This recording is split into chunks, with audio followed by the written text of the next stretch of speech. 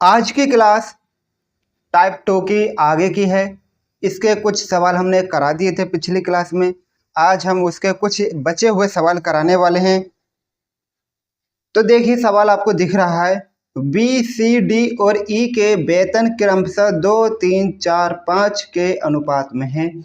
उनके वेतन में क्रमशः 20%, 30%, 40% और 50% की वृद्धि की गई। यदि डी का बढ़ा हुआ वेतन 560 हो तो बी, सी, डी, ई के मूल वेतनों का योग कितना है। तो सबसे पहले हमें क्या करना है कि इनके जो अनुपात हैं सैलरी के, उनको लिख लेना है। तो वेतन लिखेंगे इनका पहले हम। तो वेतन यहाँ बी दिखा देंगे, यहाँ सी और यहाँ डी और यहाँ पर ई। अनुपात कितना है इनका?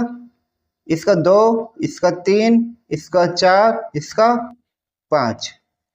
ये अनुपात में है। अब हमें ये नहीं पता कि इनकी सैलरी पहले कितनी कितनी थी। तो अनुपात में क्या होता है, अगर तुम कोई काम करते हो, किसी संख्या से में गुणा करते हो तो सभी के अंदर गुणा होती है। जीरो बढ़ाते हो तो सभी के अंदर जीरो बढ़ते हैं। तो मैं इसमें दो दो जीरो बढ़ा लेता हूँ सभी के अंदर, ताकि सवाल मेरा आसान बन जाए। इस तरीके से यानी बी 200 हो जाएगा, सी 300, डी 400 और ई 500 हो जाएगा। अब कह रहा है उनके वेतन में क्रमशः 20%, यानी इसके में 20% की वृद्धि, इसके में 30% की वृद्धि और इसके में 40% की वृद्धि और इसके में 50% की वृद्धि की गई है। तो वृद्धि करने का मतलब होता है कि 100 में वो चीज़ जोड़ो और उसका परसेंटेज निकाल दो।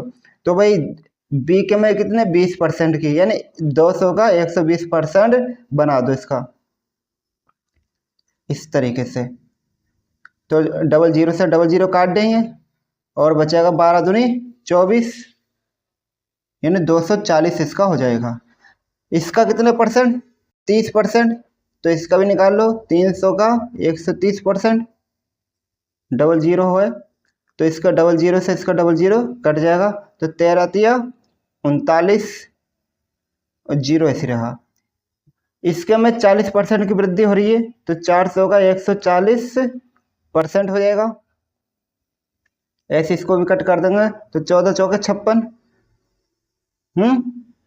14 चौके 56। और ई वाले में कितना हो जाएगा? 50% की वृद्धि, तो 500 गुणा 150%। डबल जीरो से डबल जीरो और 15 पंजे 75। ये हमने कर लिया। अब सवाल देखो, यदि डी का बढ़ा हुआ वेतन 560 हो, जो डी का मान है वो बता रहा है कि 560 आता है। भाई हमारा ही 560 आ चुका है, इनका भी 560 दिया है। तो इसका मतलब क्या हुआ कि जो इनकी ओरिजिनल सैलरी होगी वो यही होगी, 200, 300, 400, 500। तो क्या बी, सी, डी, ई के मूल वेतनों का योग कितना होगा? तो मूल वेतन तो ये है इनके और ये बढ़े हुए वेतन है। तो इनका क्या करोगे? जोड़ दो इनको, सबको टोटल कर दो।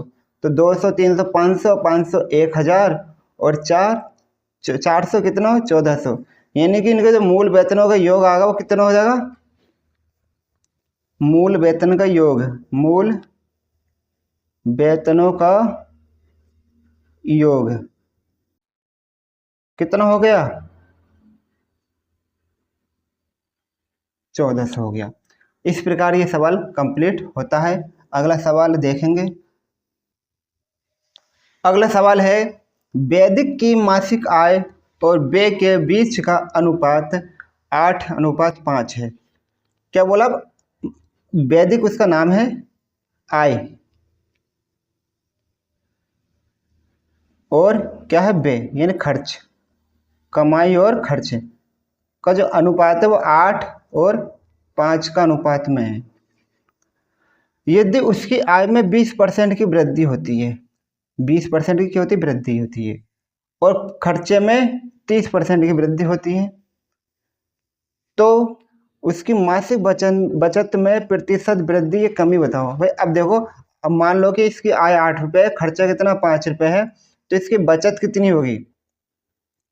अनुपात में बता दो कितनी होगी? 3 रुपये की होगी ना, होगी। अब इसमें डबल जीरो ले लो, मैंने बताया क्यों ले लो, सवाल को आसान बनाने के लिए, कैलकुलेशन के लिए। 300 इस तरीके से कर दो।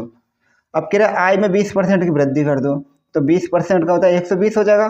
तो 800 का 120%, डबल जीरो काट देंगे और 12 अट्ठे कितना आ जाएगा 96, 12 अट्ठे 96 यानी 960। अब क्या बोला है, उसके व्यय में 30% की वृद्धि होती है, तो इसमें भी क्या कर दोगे 30% की वृद्धि कर दोगे, तो ये 130% मान जाएगा। इस तरीके से कर देंगे इसको भी, तो 13 पंजे 65 यानी 650 हो जाएगा। अब बताओ कि 960 रुपये कमा रहा है, 650 खर्च कर रहा है, तो कितने रुपये बचा रहा है, तो भाई बता दो इसको कितना बचाएगा, ये 310 रुपये बचाएगा। ये घटा लिया इसको हमने, कितना बचा 310।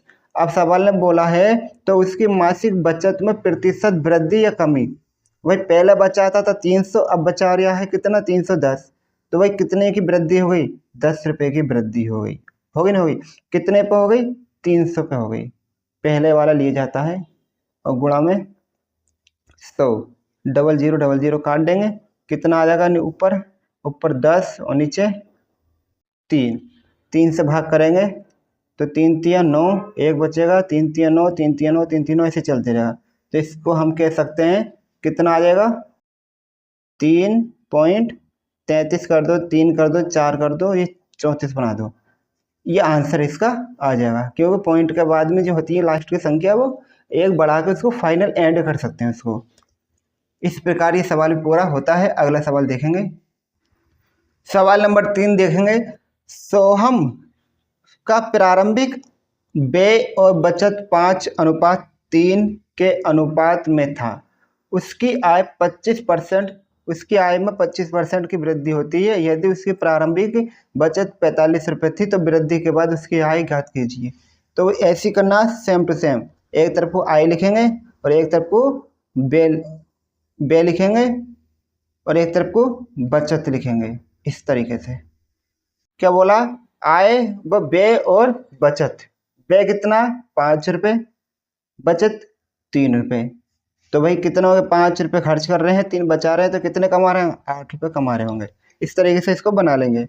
अब फिर हम क्या करेंगे, डबल जीरो दोनों साइडों में, तीनों तरफ को तीनों में लगा देंगे। अब उसकी आय 25% वृद्धि होती है, उसकी आय में क्या होती है 25% की वृद्धि होती है, तो 25% की वृद्धि करोगे तो 800 का क्या हो जाएगा 125% हो जाएगा।